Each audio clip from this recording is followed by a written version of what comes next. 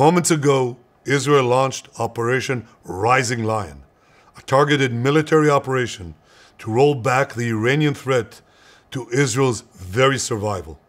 This operation will continue for as many days as it takes to remove this threat. For decades, the tyrants of Tehran have brazenly, openly called for Israel's destruction. They've backed up their genocidal rhetoric with a program to develop nuclear weapons.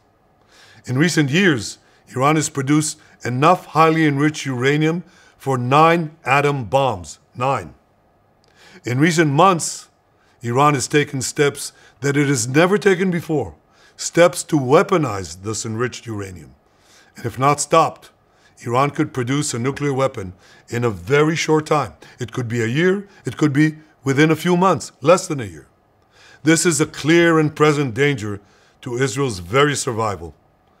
80 years ago, the Jewish people were the victims of a Holocaust perpetrated by the Nazi regime. Today, the Jewish state refuses to be a victim of a nuclear Holocaust perpetrated by the Iranian regime.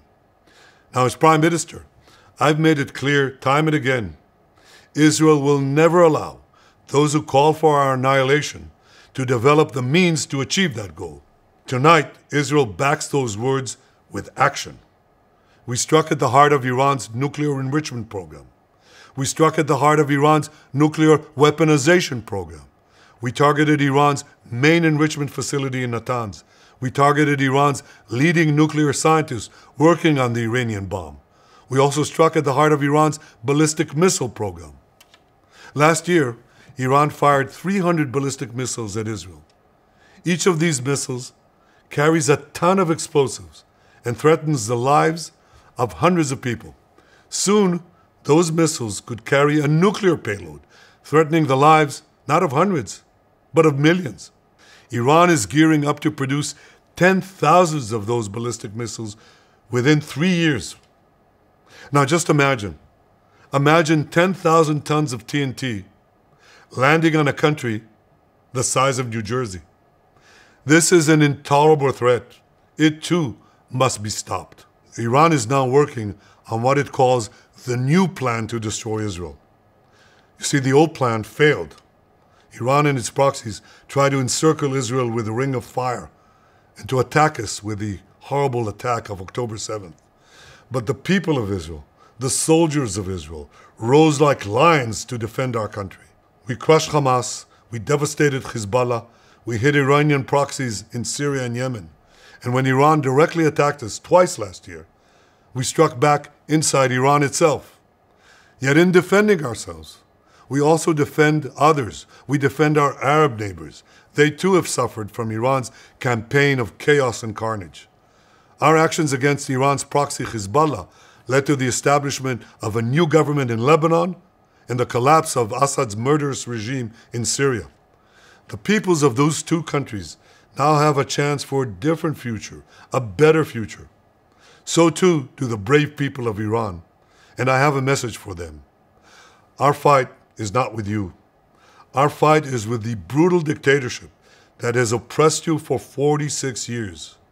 I believe that the day of your liberation is near. And when that happens, the great friendship between our two ancient peoples will flourish once again. I want to assure the civilized world, we will not let the world's most dangerous regime get the world's most dangerous weapons. And Iran plans to give those weapons, nuclear weapons, to its terrorist proxies. That would make the nightmare of nuclear terrorism all too real.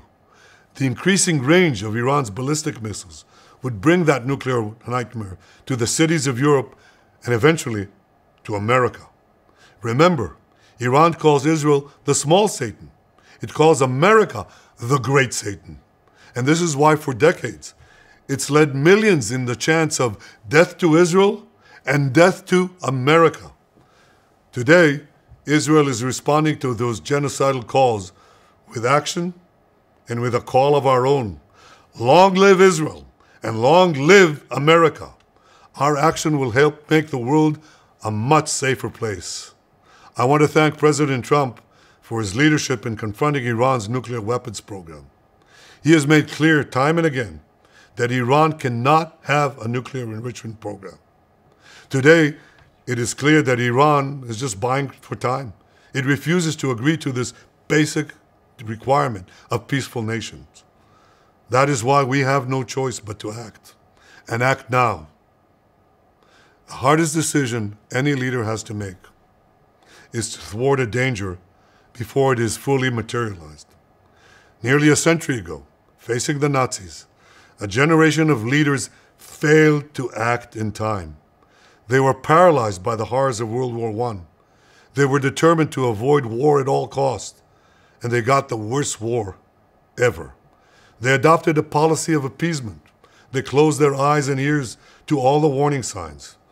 That failure to act resulted in World War II, the deadliest war in history. It claimed the lives of 60 million, including 6 million Jews, a third of my people.